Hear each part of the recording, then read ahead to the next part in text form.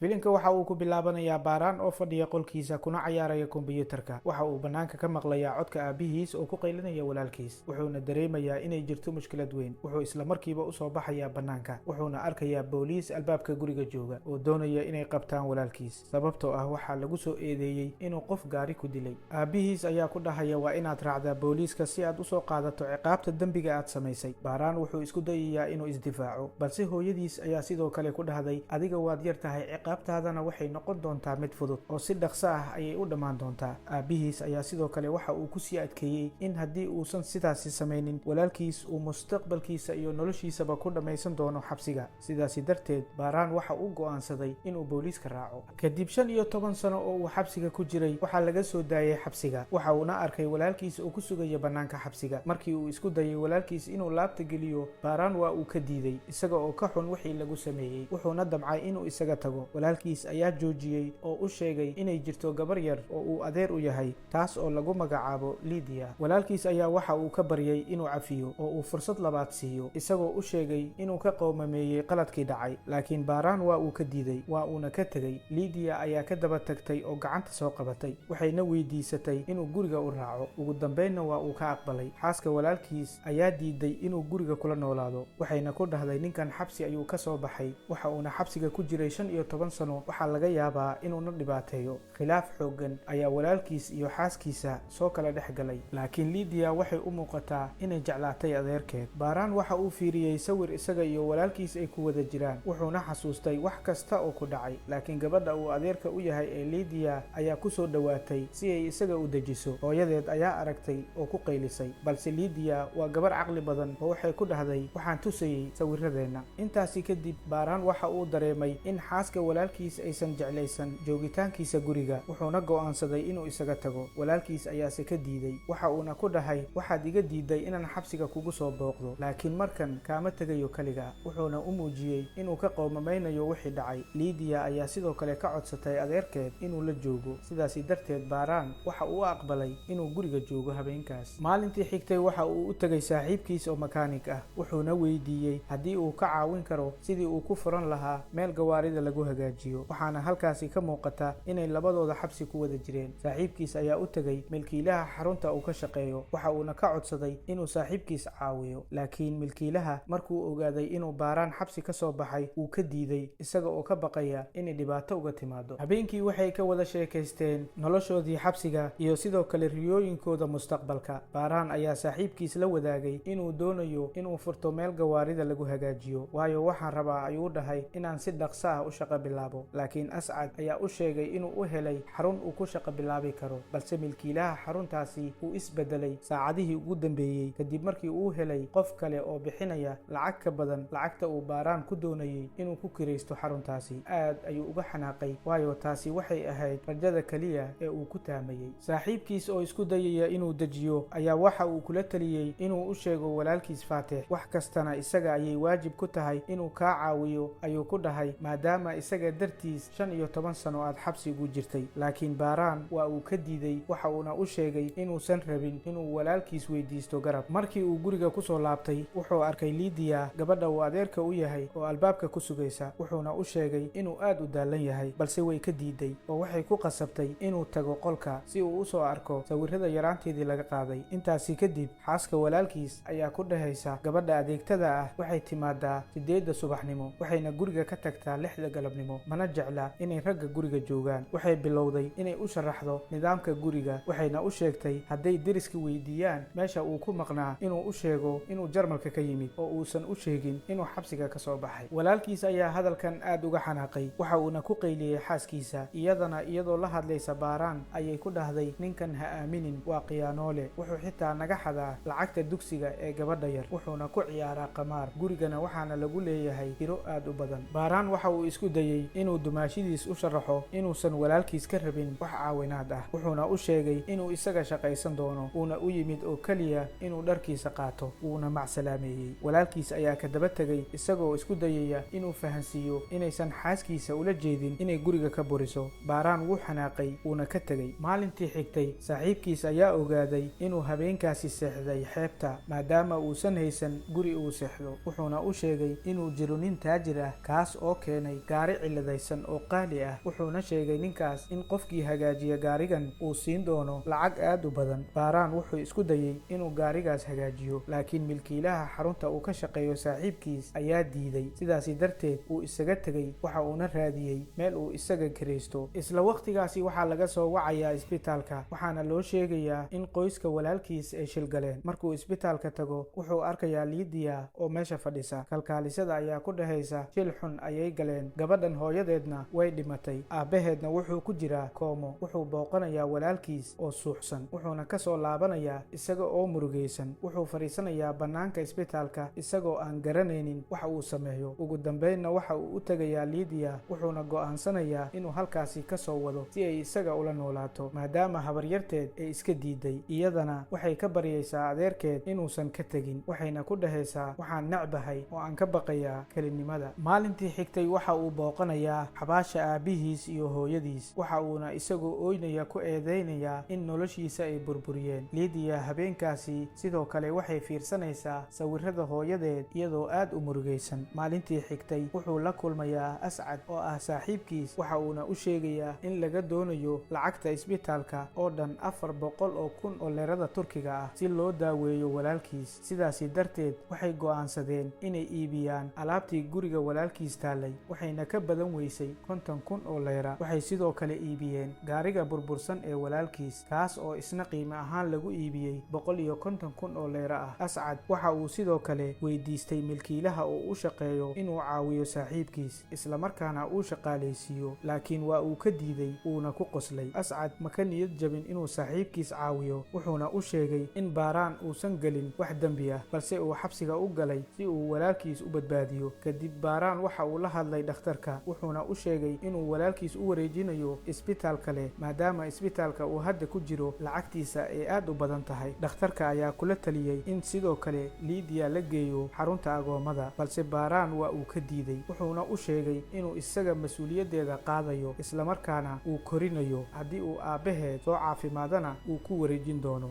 habeenkaasi waxay ku soo laabanayaan guriga iyadoo guriga aysan oolin wax alaab ah, sababtoo ah alaabta guriga taallay oo dhan waa la iibiyey si loo bixiyo kharashaadka isbitaalka. albaabka isla markiiba waxaa soo garaacaya ninkii guriga iska lahaa. milkiilaha guriga ayaa u sheegaya baaraan inay si dhaqso ah guriga uga guuraan, maadaama aysan bixinin dhowr bilood oo kiro ah. baaraan ayaa waxa uu milkiilaha ka codsanayaa inuu siiyo 1 toddobaad, laakiin waa uu ka diidayaa, wuxuuna u sheegayaa 2 maalmood gudahood inuu guriga uga guuro. habeenkaasi baaraan iyo Lydia way wada casheeyeen, waxayna adeerkeed uga sheekaysay sida uu aabbaheed u jeclaa oo uu mar walba ugu tilmaami jiray inuu yahay geesi. baaraan waxa uu garaacay albaab kasta si uu u helo shaqo, laakiin waa uu soo waayey. mar kastana waxa uu ku soo laabanayaa guriga, waxa uuna la ciyaarayaa Lydia, mana dareensiiyo inay daruuf jirto. kadib waxa uu la kulmay macallin Muuse oo ah milkiilaha meesha uu saaxiibkiis ka shaqeeyo. qaabka ay deganaanta ka muuqato ee uu ula hadlay ayuu macallin Muuse ka fahmay inuu baaraan yahay qof dulman, kaas oo xabsi u galay dembi uusan isaga gelin. waxaana sidoo kale indhaha macallin Muuse ka muuqata in isaga xitaa uu soo maray taariikh xanuun badan. isagoo aad uga xun dhibaatada uu baaraan marayo ayaa waxa uu u sheegayaa haddii uu 4 maalin gudahood ku hagaajiyo gaariga inuu siin doono shaqo, isagana gaariga ayuu hagaajinayaa saacado gudahood. Ascad oo ah saaxiibkiis markuu arko aad ayuu u farxayaa maadaama uu si fudud ku hagaajiyey gaariga. macallin Muuse isagana wuxuu u ogolaanayaa inuu shaqaalaysiiyo, wuxuuna u ballan qaadayaa inuu siin doono 5,000 oo leyra toddobaadkiiba, taasoo ah lacag ku filan noloshiisa iyo gabadha uu adeerka u yahay. wuxuuna guriga ku laabanayaa isagoo cunto u sida Lydia, taasoo ah cuntadii ay jecleed. maalintii xigtay wuxuu u wadayaa beerta carruurta lagu ciyaarsiiyo. habeenkiina waxa uu ka shaqo bilaabayaa nadaafadda musqulaha, laakiin rag kale oo meesha joogay ayaa ku xadgudbaya oo ku jeesjeesaya. baaraan isna kama aamusin oo wuu la dagaalay, si xun ayaa loo garaacay. Lydia habeenkaasi meel ayay fadhisaa kaligeed, waxayna ilaah ka baryaysaa inuu adeerkeed u daayo. markuu soo laabtay wuxuu Lydia geeyey guri cidlo ah oo dadkii lahaa ay ka maqnaayeen si ay habeenkaasi halkaasi u seexdaan. wuxuuna ku dhahayaa caawa sameey waxaa rabtid, dadkii lahaa gurigan ma joogaan. isla markiiba waxaa arkaya waardiyaha guriga, wayna ka cararayaan. wuxuuna dib ugu laabanayaa saaxiibkiis Ascad. Wuxuu u sheegayaa wixii dhacay. Macalinkiisa ayaa siinaya furaha bakhaarka si ay halkaas ugu noolaadaan. Waxa uuna u guurayaa bakhaarka. Aad ayuu ugu farxay ugu dambeyn inuu helay meel ay ku noolaadaan. Intaasi kadib Lydia ayaa ka codsanaysa adeerkeed inuu cafiyo, waayo waxay dareentay inay dhibtay. Isagana waxa uu u sheegayaa inuu jecel yahay oo uusan marnaba ka xanaaqaynin. Markuu guriga ku noqdo wuxuu arkayaa meel kiro ah, wuxuuna go'aansanayaa inuu lacag badan ururiyo si uu u kiraysto. Wuxuu shaqaynayaa saacado dheeraad ah. Markuu lacagta helo wuxuu la xiriirayaa milkiilaha guriga wuuna ka ijaaranayaa. Ugu dambeyn wuxuu ku guuleystay oo uu ku faraxsan yahay inuu yeeshay meel isaga u gaar ah oo uu ku shaqaysan karo. Muddo kadib walaalkiis Faatix ayaa isbitaalka ka soo baxay, wuxuuna u imaanayaa si uu u qaato gabadhiisa Lydia. Isagana wuu ka murugoonayaa, mana jecla inay ka tagto. Walaalkiis ayaa u mahadnaqaya, balse Baaraan weli diyaar uma aha inuu gacan qaado walaalkiis amaba uu laabta geliyo. Markay gaariga koreen waxay ka codsatay inuu joojiyo. Waxay ku soo oroday adeerkeed Baaraan oo ay hab siisay, kadibna way baxeen. Filimkana waxaa ka muuqanaya 6 bilood kadib Baaraan iyo adeerkeed oo meel beer ah wada fadhiya. Waxayna soo sawirtay qoyskeeda oo dhan oo uu Baaraan ku jiro. Waxaana sidoo kale sawirka ku jira gabar leh timo madow. Marka uu weydiiyeyna waxay ku dhahday, tani waa xaaskaaga mustaqbalka. Way wada farxeen, waxayna go'aansadeen inay guriga ku noqdaan. Baaraan wuxuu fiirinayaa Lydia isagoo faraxsan, sababtoo ah iyada kaliya ayaa sabab u noqotay inuu dib nolosha u jeclaado kadib markii uu ka niyad jabay nolosha oo dhan.